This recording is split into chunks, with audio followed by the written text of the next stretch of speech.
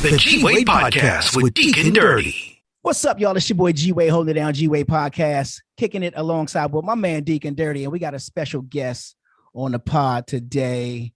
There's so many titles. Sometimes you run out of space on the page. You don't know, and you run out of ink in your pen because you're talking to an actress, a producer, a writer, a director, and now author. You just don't know what else. But I don't know what else to call it. But Allana Dene is on the podcast today. How you doing, sis?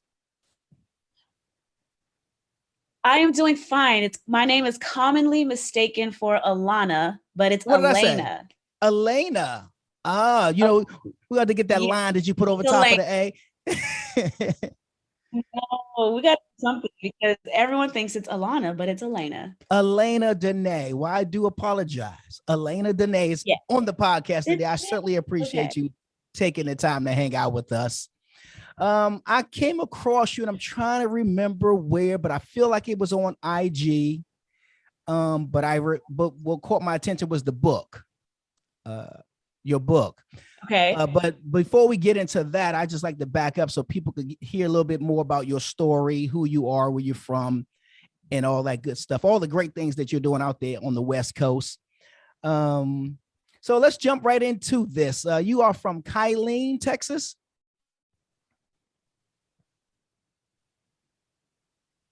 We froze. I think Killeen, yes. I'm from Killeen, born and raised. Okay. Right after high school. Yes, Killeen. Born and raised in Killeen. Straight out of high school, I moved to Houston, Texas, where I spent like the rest of my adult life. I just made a year, and now I'm out here, and I'm doing things that I've always wanted to do while I was in Houston. But sometimes when you're in an environment where you've been for so long, you become a little complacent and comfortable. Yeah. And it wasn't until I moved out here that I started all those things that, I wanted to do. I was doing great things out in Houston. I'm not going to say that. Yeah. But being in a different environment and being around different people, I was like, okay, I could do this. I could do that. And things just started happening. Yes. All right, so let's. So you said you were doing your thing in Houston because I saw some of the work that you done you were doing in Houston, and you said you started or caught the bug at an early age. What was it that caught your attention? What was it that made you say, "I want to do that"?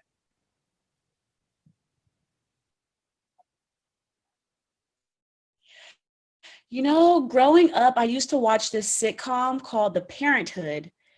With Robert Townsend. Yeah. And watching those sitcoms and just those different characters.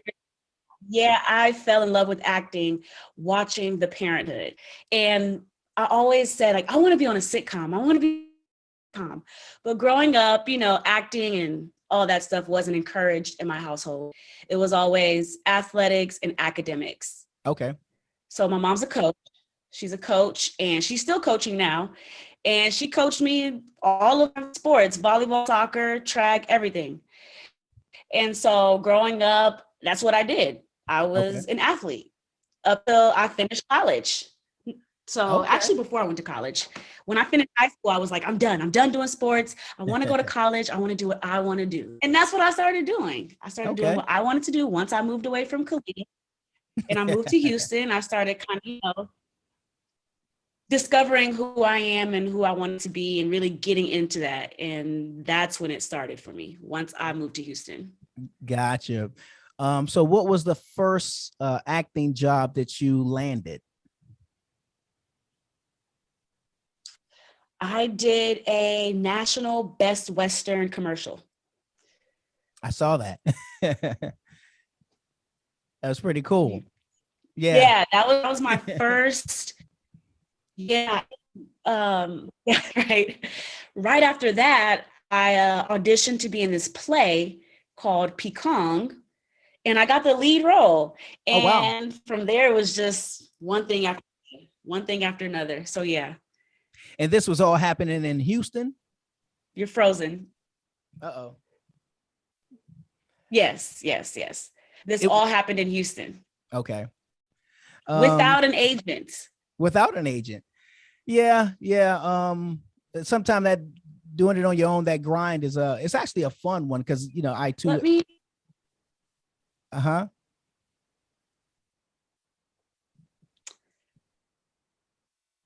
it's choppy. I can't hear you. Yeah.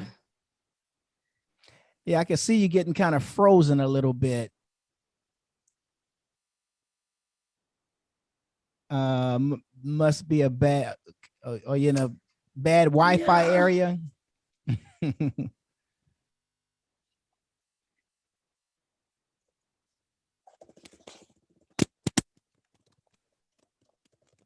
Yeah, I can change locate. Like I can go into the lobby.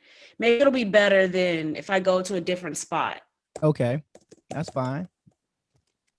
I can to a let me do that. Okay, sure. So you started doing you started doing your thing in Houston. Started making your moves happen in Houston. Yeah. What was the first thing? Yes. So I did a Best Western commercial, a national Best Western commercial. And then from there, I did my first play, Pecan, where I played a Haitian voodoo priestess, which was, for that to be my first like big acting role. It was a lot. It was a lot. Just learning how to, tap into a character and all of that. It was new to me, but it was something that wasn't foreign to me. You know what I'm saying? And that's when I really, really started acting, when I did the play. And then from there, I did another play. And then I started doing some movies, some independent films. And then I did another commercial. And then I did a really, really big movie in 2019, right before COVID. And after that, I moved out to LA. I was like, let's just do it. Let's just go full force. They make it happen. Just go out there and do it. Absolutely. Yeah. What was the big movie? You mentioned a big movie before you moved. What was that movie? I did a movie in Houston called The Freshman Year, and we shot it at Prairie View A&M University. Denzel Whitaker, Cheryl Lee Ralph, a couple of actors and actresses in that movie, known actors and actresses, including myself. So yeah, awesome. that was one of the most amazing experiences I had. Still in post right now. It's in post production, meaning that it's being edited. Right. But that was the really big project that I did. And after that, I was like, I'm moving to LA. COVID hit. They canceled. They shut down school. I was teaching at the time. I was like, you know what? I'm just gonna go out there and make it. So yeah. Yeah. So is that when you got your SAG card, when you did the feature in Houston? That wasn't when I got my SAG card. I actually did a low budget SAG movie, which qualified me to become SAG eligible. Gotcha. Even though I'm not SAG now, but I was qualified to be SAG eligible from that indie film. Okay. So cool. Yeah. And so in 2018 or 2019, you decided, you know what? I think you started taking some acting classes, and you said, you know what? I'm auditioning, I'm not landing every role, that I'm auditioning for. You know what? I can produce my own film. I can do it myself. Now the role that I want to play, I can write that character and play her. Mahogany was the series. Yeah. I wanted to see. Did your research? But listen, I was searching, but I could not find it because I wanted to see it before we spoke. So please tell me where it is so I can find it somewhere. You are like the 100th person to ask me about Mahogany. That was my first thing I wrote, produced, directed, everything. And that was definitely a learning process for me. There were a lot of hiccups that happened with that. I don't want to go and talk about what happened, but there were some things that happened, and I don't want to talk bad about anyone, but I needed a team. And I was thinking I could do everything by myself. Oh yeah. And that's not the case. I had my at the time my ride or die with me, and I was like, we're gonna do this together, but with just us two, people became burnt out. It was a learning process. And to anyone listening who wants to produce a movie or write a film or shoot a film, you need a team. It can't just be you and one other person. You need a team of people, someone to do sound, someone to shoot, someone to edit, have it written in a contract. It was just like, we were just all friends. We were doing this thing. And I had this great idea, but because things weren't structured and I didn't have my team of people, it flopped right after we finished. It couldn't get edited. No, the audio for this scene was a learning process. It was a learning lesson. But now that I'm in LA, I actually showed the rough cut to one of my friends out here. They're like, no, let's reshoot it. Let's do it out here. Let's redo it. Absolutely. Yeah. Let's get it. Now that you know what you did wrong, let's do it again. Yeah. I'm like, you know what? Yeah, I'm working on another script. I'm working on something else. But after we finish this, we can go ahead and do Mahogany, because so many people are asking about Mahogany. When is it coming out? And I'm like, wow, I had a lot of people looking forward to that. So it was a learning lesson, a lot for me. No one else's fault. I'm not going to put the blame on anyone else, but it was a learning lesson for me. I could have, yeah. Okay, because I was searching. I was like, I know I'm pretty good at my Googles. Why I can't find this thing? Yeah. Okay, so that explains it. Okay. Yeah. We have a rough cut done. Okay. It was a little too rough. I may just have to just get it. No, it wasn't even that rough. It wasn't. Okay. I may just have to patch it together and put it out. I don't know. I'm still on the fence about it. Gotcha. It's either patch it together and put it out, or reshoot it, and but it was a good story. I still have the script, everything, and I'm thinking about really redoing it. Okay. For the third time. Right. Yeah. And I saw you played Jasmine in Behind Closed Doors, and what's interesting is I watched it again, and why I say again because I seen it before. And I just, because I was just flipping through Prime, and I was like, let me find something to watch. And I was like, all right, let me check this out. And I started watching. I was like, oh, cool. But now here we are months later, and I reached out to you, not knowing that was you. Oh, really? Wow. So I watched it again. I said, let me watch it again so I can freshen myself up on it. And actually, a pretty good film about domestic violence. I guess your best friend in the film was going through that, and you had also mentioned your character in the film had also gone through some domestic violence as well. Yeah. Were you able to relate to that character in any kind of way? Actually, I've never been in a relationship where I was involved in any kind of domestic violence. Now I've had boyfriends that we've argued, but no kind of like craziness. And I hadn't, seen that in my family. It was just something that I really had to like research and find people who had been affected by domestic violence and really, tap into what that feels like and what that looks like when you have a friend. I remember when I was a kid, there was a song called Love is Blind by Eve. And it was about domestic violence. And I remember the video, and I really, it's so crazy. I went back to that song and how she was so angry about her friend. And, she's like, I don't even know you and I hate you. All I know is my girlfriend used to date. It was just like, I had to go to that song just to like feel what she's feeling, Wow. So that was really like music. That's crazy how music can do that. But yeah. You say that is, you got on one hand, people argue, well, music doesn't influence you. It does not influence you in a negative way or whatever kind of way. And then on the other side, you got people saying music does influence you in a negative or positive way. And so, I think at some point, you kind of get to I guess an age or a maturity where the music, where you understand what's happening in the song and it doesn't affect you the same.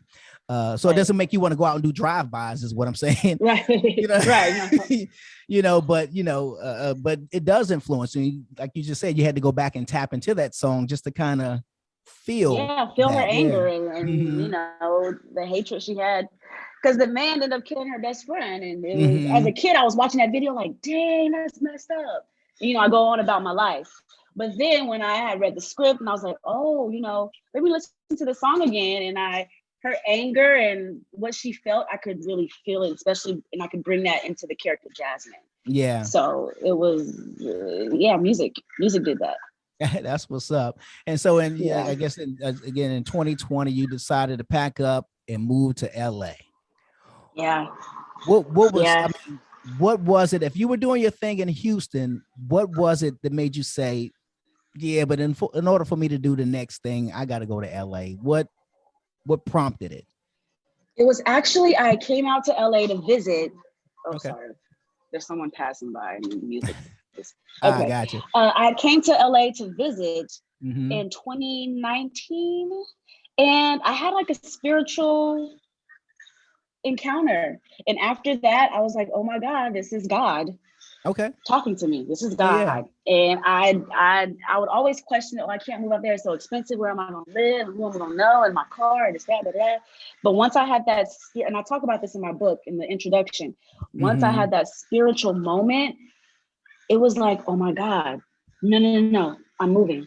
I came back to Houston. I just renewed my lease. I went to the leasing office. I was like, I want to cancel the renewal. I'm not going to move it. I moved it to a super, super, super cheap apartment, because I was living in a luxury apartment. I was like, I'm moving to LA. I'm not going to keep spending all this money on rent. I'm going to move into this like $700 apartment, which was like, but I just sucked it up because I knew I was moving, and I saved all this money, and I came out here and I moved. And as soon as I got here, I got an opportunity from a Jewish community to teach their kids in their house. Oh, cool. She was a Jewish film producer. Yeah, she's a Jewish film producer. And a lot of the parents were in the industry. I can't say anything else, but a lot of the parents were in the industry, and they brought me into their home. I taught their kid for my first year here, which was allowing me to get on my feet, find somewhere to live. From there, I published a book, and it was like things just started happening for me.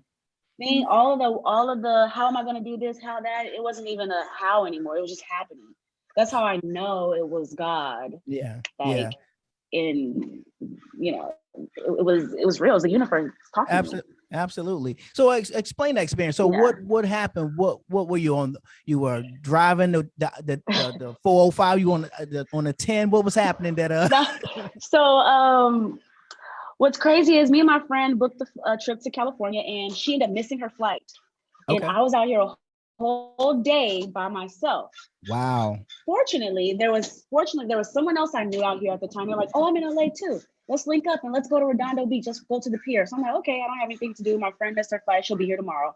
We go to the pier, and we're walking along the pier. And like a couple of months before I came to LA, I had this dream. And in my dream, I was working in this seafood restaurant. Okay. And I don't eat seafood. I don't eat seafood at all, that's why I remember the dream so vividly. I was working in a seafood restaurant, and I was standing by this door with this circle, like a circular window. And when I was on the pier that day, we walked past the seafood restaurant, and there was the seafood restaurant, and there was the door with the circular window. It was the exact same restaurant, the same door, everything as my dream. Yeah. And I was like, oh, I froze. I literally got goosebumps. I was like, oh my God, this has never happened. I've never seen something in my dream and seen it in real life. Yeah. I was like, I think this is a sign that door symbolizes new opportunities, new beginnings. It was the symbolism for me. You know what I'm saying? Gotcha. And I was like, I gotta make that move. I had stayed in LA for like 3 days visiting. So I got back to Houston. I was like, I'm not renewing my lease. I'm gonna move out, found a cheaper apartment, and I made the move. I made it happen. But I was so confident that it was the right move because I saw that. Yeah. Up until that point, I was always on the fence. Oh, I'm gonna do it. I'm not gonna do it. Oh, I'm gonna do it. I'm not gonna do it. Right when I saw that seafood restaurant, I saw that door. I was like, no, you're doing it. You're doing it. That's God. That's absolutely. God. Absolutely. Yeah, this is it. Now, you was waiting on your friend to fly, and did you have to spend the first night on the beach?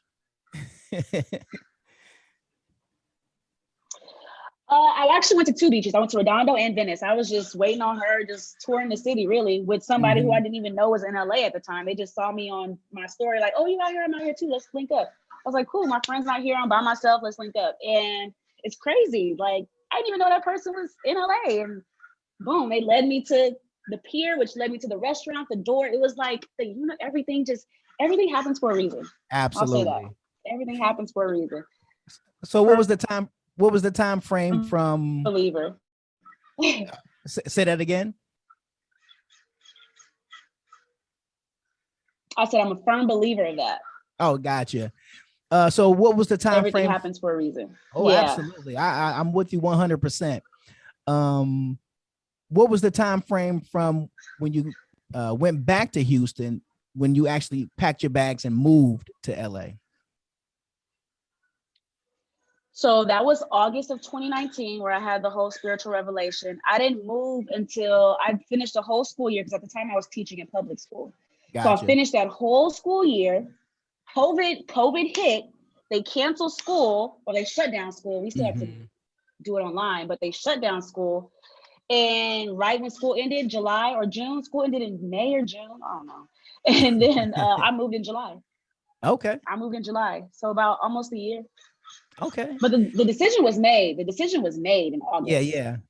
I just had to get everything, move out this high ass apartment. Oh, I cursed. I'm so sorry. Move out, that apartment, that luxury apartment, get something smaller, and save that money and really prepare to move. And I did. As soon as July came, I was out. We packed up my little Volkswagen, hitched a trailer on it, hitched a little trailer on it. It got us all the way to California. As soon as I got to California, my car started tripping on me like the first month. Wow. I ended up being blessed. Thank you to this Jewish community that, invited me in their home, which allowed me to buy a new car and really just do what I needed to do for myself. So God really looked out. Absolutely. Now, and so I you ended up buying a brand new car. Oh, that's what's up. Yeah. So yeah. Hey. Yeah. So now you're in LA. You start, but now COVID hits though, and it shuts down it shut down everything. It shut down Hollywood. It shut down the industry. Everybody's beard is growing out now, and all the actors are letting their gray show. So what were you doing in the meantime? I mean, because now you can't work, you can't audition, you can't, you know what I mean? So at the time I was working in the home, teaching in the home pod, like a home pod. I was like a home pod teacher for the Jewish family. And I was really just working on getting my materials. I got new headshots, networking and meeting people. Believe it or not, there was still a little bit of stuff going on when I moved here. There was a little stuff. Really, my goal was just finding an agent. So I spent like the first 6 months doing that. And in March, I signed with the agency. Oh, nice. And that's what's up. Yeah, started auditioning. March of this year? March of this year. Nice. Congrats. Thank you. Thank you. Because as an actress, not having representation, you're a nobody in a sense, you know what I mean? So that's good. In a sense. Yeah. But it's good to have. I don't want those listening to be discouraged if you don't have an agent. Absolutely. You can still create your own content, and you can make it happen, but you got to find an agent.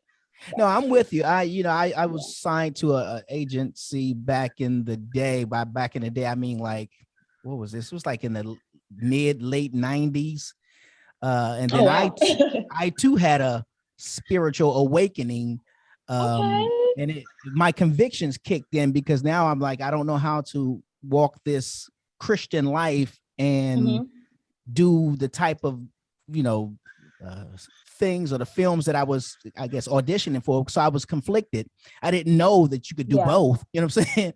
I didn't have the mentor. Yeah. And it wasn't until you mentioned Denzel. It wasn't until I saw you. I think you mentioned Denzel Washington. It wasn't until I saw Whitaker.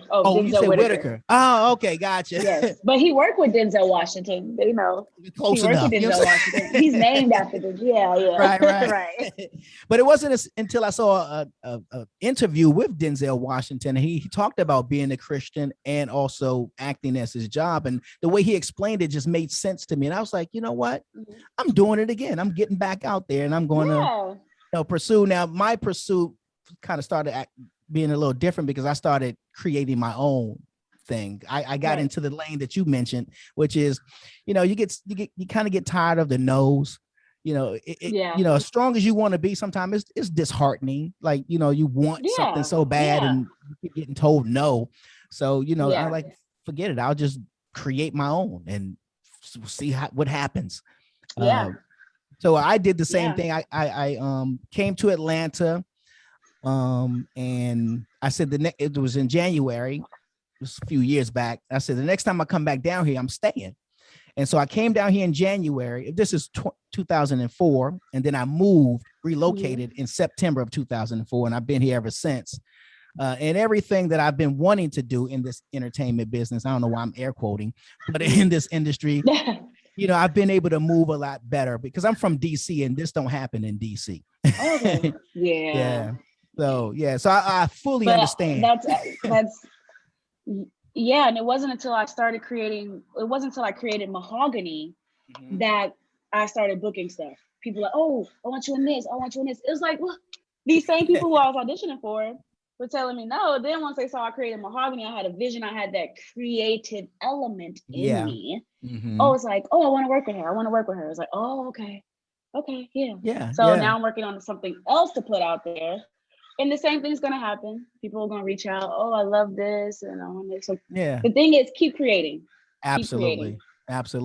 Now, if I'm not mistaken, I think I got this right. Did you direct The Quick? Is that you? Quick? Are you familiar with that? Yeah. Wow, you've been doing your research, huh? Yeah, do a little something. So I am teamed up with a group of actors out here. We meet up on every Tuesday and we do some scene study. We take a scene, we like audition in front of each other, we give each other feedback. And one of the people in class, they wanted to actually film one of the scenes that they did. So they asked me to direct it, and I came and, I added my little 1, 2, 3, did my little thing. And we had a DP from the class, he shot it. And they acted. I directed it along with another guy from class, and we did that. And it's titled The Quick. The actor from class, he's like, it's gonna be called The Quick, and it was his vision. It was his. He wanted to do that. I just stepped in and I helped, and I just helped the creative process flow a little bit more. It was a great job. I watched it. I was like, oh, this is cool. It looked good. Everything about it, made sense. You know what I mean? Now let's you are now I don't know if you froze on me. Can you hear me? Yeah. Well, you can hear me. Okay, so I see you. Thanks. I see you froze on. Okay, there you go. All right, cool. Let's talk about the book.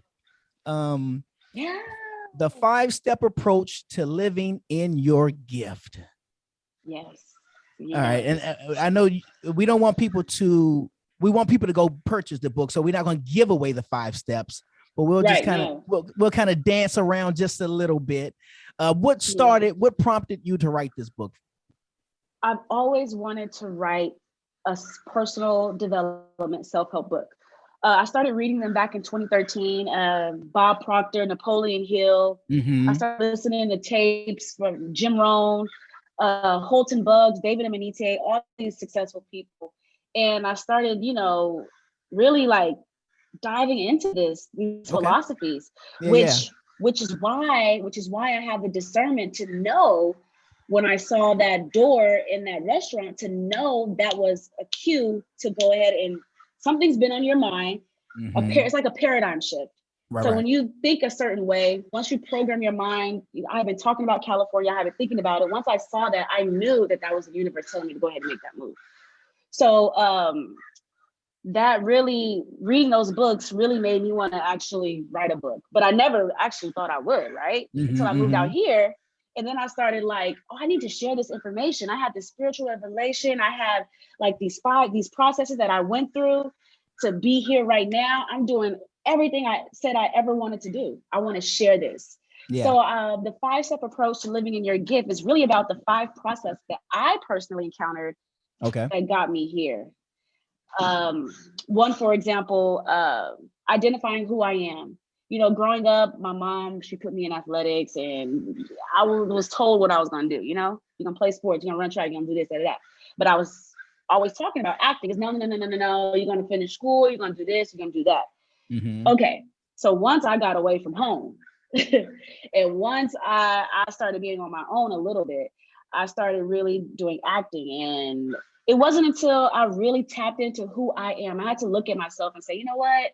I'm teaching right now because it provides a means for me. And because, you know, my mom kind of was like, go be a teacher. You could help yourself and find out. You hear me? Yeah, it's kind of, your screen is freezing a little bit. Oh. Now you're active. I'll repeat that. Yeah, please. You really have to sit down and have a conversation with yourself and really get to know yourself. Identify who you are, not who people tell you are, but who you are. And I go into that deeper in that chapter, but I don't want to give away all the 5 steps, but that was one that was really important. Like, who are you? Who are you? I'm an artist. I'm creative. Yeah. I'm not this business professional woman. You know, I can be, but we're all creative. But that's really what I love to do. Yeah. Create, write, storytell, act. Yeah. Right. Now, was that discovery when you moved to LA? You said you kind of got to get to yourself and kind of separate yourself from your mom to kind of give you that awakening? That was more when I moved to Houston, when I was in college. Gotcha. It wasn't until I actually moved to LA that I was able to actually have the experience to back that up. You know what I'm saying? Yeah. So once I got away from home, I started really doing my own thing. I was like, I'm done with sports. I don't want to run no more track. It gives me anxiety. Day before track meet, I got to run a 400-meter dash. I'm over here. I can't sleep. It's like, I can't do this. Because it's just like, that's a long race that you got to sprint, you know? Right. It's like, oh, it gives me anxiety. So, since middle school, I was running that race. Even talking about it right now, I'm over here getting triggered. Oh, wow. Anyway. Well, we don't want no triggers. We don't want no triggers. Right. But I was like, I'm done with sports. This is what I want to do. I want to do this. And moving to LA just gave me that push to like really put it in words and write about my experience. The confidence really to put it in words and write about my experience. It's like, no, I've done it. I've lived through it. You know, I've done what my mama told me to do. I've done what my grandma told me to do. I'm gonna do what I want to do now. Look what's happening when I started doing what I want. When you start doing your thing, yeah, absolutely. Yeah. So, you know, if you know someone picks up your book and they're saying, oh, it's a couple of questions I have about it, but if they pick up the book, well, you know, before I ask you that, let me ask you this: how do you discover your gift? Because you know, a lot of people get confused at what the gift is. And then my next question is, how do you separate or how do you discover or determine what's your passion and what's your purpose? Because people sit in limbo like, well, what's the difference? Exactly. Yeah. And I did too. So I actually talk about that. There's a formula that I give in the book to identify your passion and your purpose. The two do go hand in hand, but there's a formula. I have a chapter about passion. I have a chapter about purpose, and I provide the formula that helps you identify that. So go check that out. I don't want to give it away. Right. The book will also be on Audible at the end of this month. Oh, nice. So for those who say they don't have the time to read, you can also listen to it. It'll be on Audible at the end of this month. I would love to give you a free code so that you can download it. Yes, please do. Yes, absolutely. I will give you a free code once it's released on Audible. Are you doing the audio? Are you doing the voice for it? I am not. No? I am not. Only because I really did not have the equipment to do that. Gotcha. And make it sound professional. I'm with you. I do plan on, this is not going to be the last book that I'm going to write. I do plan on narrating one of my books, yes. But with this one, it was like, I'm not going to go spend all this money on this equipment and then set it. And I hired a narrator to do it. It's done. We finished it a couple of weeks ago. Now it's just at the point where we got to have to go through the screening through Audible, and then it'll be released at the end of the month. So nice. I had to come on. The ebook's out, the print book's out. Let's get this audio book out, and But the next book I will narrate. Absolutely. So your gift, because because the book is about living in your gift. Some people don't know what their gift is. Some people think, well, maybe it's singing, or maybe because I'm, how do you tap into what it is? Like if you sing, you've got a gift of singing, but what if it's something else that's not so identifiable? Well, that's a part of, going back to that first chapter when you're identifying yourself, and it's what you love to do, what brings you joy. What is it that brings you joy? Mm-hmm. What is it that makes you want to get out of bed in the morning? What is it that you can't stop thinking about? Mm-hmm. Whatever Yeah. that is, whatever that is, that's your gift is somewhere along those lines. Attached You to know what I'm that saying? somewhere. Yeah. Yes. I do have you have to read the book. You got to read the book. I talk about that in the book. Because that was a common question that I had too. A friend asked me, like, well, how do I know what my gift is? Do I just quit my job and live in my gift? It's like, no, you can use your job to help you live in your gift. Yeah. I'm not saying quit your job, live in your gift. Right. That's not what I did. I use teaching as a platform to help me get there. Mm-hmm. But you really gotta tap into who you are. You really have to just spend some time with yourself. And just observe. What is it that I like? What am I always looking at? What makes me laugh? What makes me smile? What am I thinking about? Really spend time with yourself and be present in that moment and get to know yourself. If you're asking, well, what is my gift? You probably haven't spent enough time with yourself and really thought about, you really have to increase your awareness. You know what I'm saying? That's a part of it too. Increasing your awareness so that you can have the discernment to know what it is that your gift is. A lot of the times we're on this like hamster wheel. We're just going and going and going and going. We don't stop and just sit. Yeah. Just sit and think and spend time with yourself. Mm-hmm. And I think we do that because, we kind of get ourselves caught up in a cycle where once you start working, absolutely, you automatically create bills. And once you create bills, you got to get up and go to work. You know what I'm saying? So it becomes that vicious cycle. Yeah. So I talk about that cycle that I was, on this camp. I felt like I was just doing the same thing every day. And then I wasn't even getting dressed anymore. I wasn't even putting effort into my appearance because it was like, well, whatever, I got to go to work anyway. I'm be around a whole bunch of kids. It was just like, I was losing myself. I was losing. And I woke up one day and I looked in the mirror. I was like, oh my God, like, what has happened? Where's that light? Where's that spark that used to be there? And why is it gone? What is it that's taking your spark away? Well, it's this job. I'm working at this school. My principal is giving me hell because I keep taking off, because I keep booking these jobs. And I'm booking these jobs and I'm happy I'm booking these jobs. When I go to work and I tell him I need time off, he's just giving me hell. And we're bickering. And I have this professional relationship I'm supposed to have this professional relationship and I can't, it's just like this job is draining me. Yeah. I said, well, that's what it is. Let this go. And do what makes you happy. Now, when I moved to LA, I was still relatively in education, but it wasn't like it wasn't Texas for me. I was at a public school, 20-some kids in a room. Just when I moved out here, I was teaching in a home pod. I had a couple of kids. The parents were very understanding. I mean, they were industry professionals as well. Okay. And it was just like, it just flowed. It wasn't until I left that job that was just it was driving me crazy, like literally driving me crazy. I had to go see like a therapist because I was like, I can't do it anymore. I can't. Yeah. This I'm about to fight my principal. You ready to catch him out in the parking lot? For real, I'm ready to catch him outside. You're gonna catch these hands. For real. Yeah, I think that's when you know. You know what I'm saying? Yeah, exactly. Like let me go. Let me remove myself from this. That is too funny. That is too funny. That's so it's interesting because that's the same reason why I left the radio station that I worked at, because the general manager was about to catch these hands, and I was like, I can't keep doing this. I mean, I love this, but I don't love that. You know what I'm saying? And exactly. It prompted me to pursue doing my own thing, which we opened up a studio and launched a network and everything like that. So some things push you in a direction too. God has a way of pushing you into your destiny.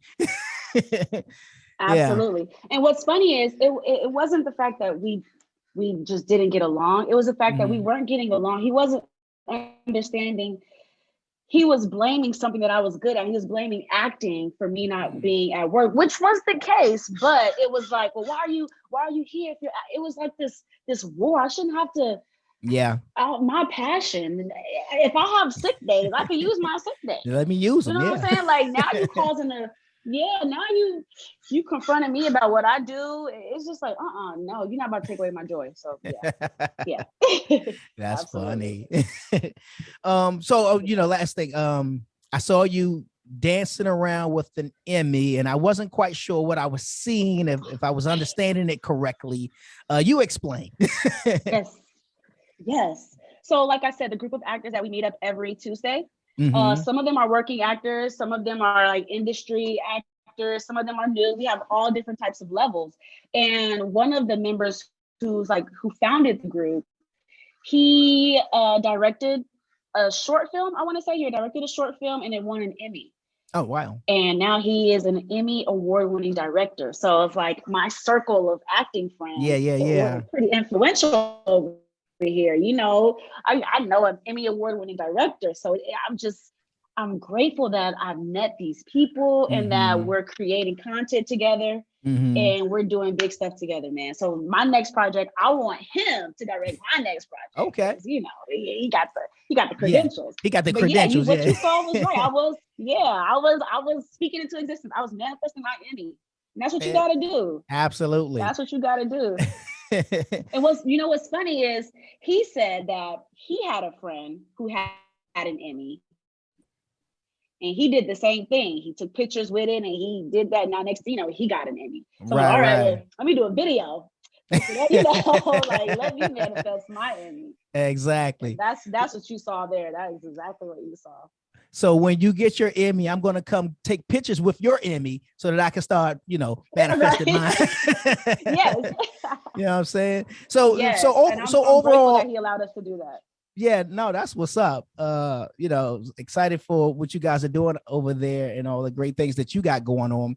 So would you say overall moving to LA was the move? Yes. I'll tell you this, if I would not have moved, there would have been no way I would have wrote the book. The book wouldn't have came to life. The idea wouldn't have been there. I wouldn't have met these people. Thank God I met these people, the Jewish community who has been so accepting of me.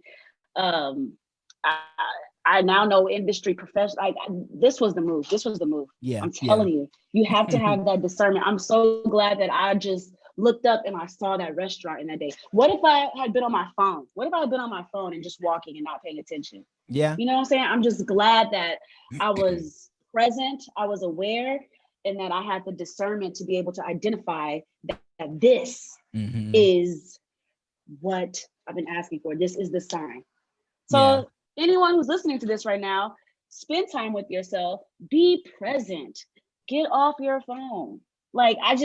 I thank God that, I wasn't goofing around, or I wasn't like texting or trying to film a video. And then I saw that restaurant. I just looked over and I was like, whoa, Yeah, so no, you just got to be more present. Absolutely. It kind of reminds me of the commercial where they're out whale watching on a ship or whatever. And the whales are, breaching the water, and everybody's like, oh my God, look at meanwhile, somebody else is doing something else, distracted by, I think their phone or something they're doing, and they totally miss the experience of it. So put your phone down, taking the real life. Yes. Yes. See that window, the circle window, you know what I'm saying? Yes, see the doors. It was the exact same color, everything. It was just, I was just like, wow, this is scary. Yeah. But I'm taking it in. Yeah. That's what's up. Scary in a good way. Right. Yeah. So how can people find out more about the soon to be Emmy winning author, writer, director, producer, all that, Allana Dene? Yes, you can follow me on Instagram at SheSoTalented_. That's what's up. Again, that's SheSoTalented_. My book is on Amazon. It's on Kindle. It'll be on Audible at the end of this month. And my Facebook is Allana Dene. So connect with me on social media. And I'd love to hear you. I'd love to hear from anyone who's listening. And, if you have questions or whatever, feel free to reach out. I'm very nice. I'm not one of those people that will, ignore you. Unless you're like weird. Like, were they trying to slide in your DMs? Can I meet you? And can we hang out? It's like, okay. I don't know. But yeah. So last word, your advice to the person that's sitting in the small city in whatever state that's saying, I'm tired of being here, but I don't know what to do. What do you say? What do you tell him or her? My advice to you is to change your paradigm, the way you're thinking. Reprogram your mind. Whatever bad habits you have, get rid of them. Spend time with yourself, be more self-aware, and listen to your inner voice. When you do those things, when you change your paradigm, when you get rid of those bad habits, when you become more self-aware, you will definitely see a difference and you won't feel that way. You have to change your paradigm. And if you don't know what I'm talking about, just Google change your paradigm, Bob Proctor. He talks all about it. Okay. I've learned from him. I'm actually taking his course this week. So I'm in a seminar this whole week with Bob Proctor himself, which is so cool to be on a computer screen with him. But he talks about that. You have to change your paradigm because that's what you're attracting. The way you're thinking is what you're attracting. You have to change your paradigm and reprogram your mind. You want to make 10K a month, think that every day, become obsessed with it.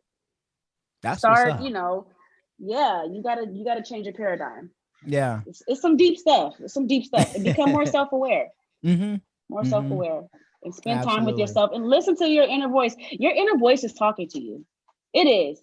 You just got to slow down. You just got to listen to it. You have to be aware. You have to listen to it. A lot of the times, a lot of people lack self-awareness. And when I was teaching, my kids were so young, but I would talk to them about that. Just emotions and being aware of your emotions and being self-aware, and it's important. It's important. Yeah. And I feel like it's not talked about enough, especially in school. Absolutely. So yeah, do that for sure. Well, Allana, Danae, I certainly appreciate you taking the time to kick it with us right here on the G-Wade podcast. Out there in LA doing big things popping. And I'm looking forward to. I gotta check. I didn't check out the other movie. What's the other one? Something Coffee. Love and Coffee. It's not Love out yet. Coffee. It'll be out in January. Yes, Gotcha. Love and Coffee Okay. with me and Omar Gooding and Brady Specs and who else? Rock Living. Oh, that's what's up. So some Houston. Yeah, that'll be on Tubi in January. So check that out. Dope. Well, once again, thank you so much. Continued success for you, your team, everybody over there. And, and send me that link because I would love to, to tap into, read into your book. Or where I get it, I'll just go buy it. I will. Yeah. Either way, I buy it or you send me the link. I'll send you a code. I'll send you the audio code and you do that. Just make sure you leave a review. Guys, if you listen to the audiobook, please leave a review. That helps me so much. So thank you. Consider it done.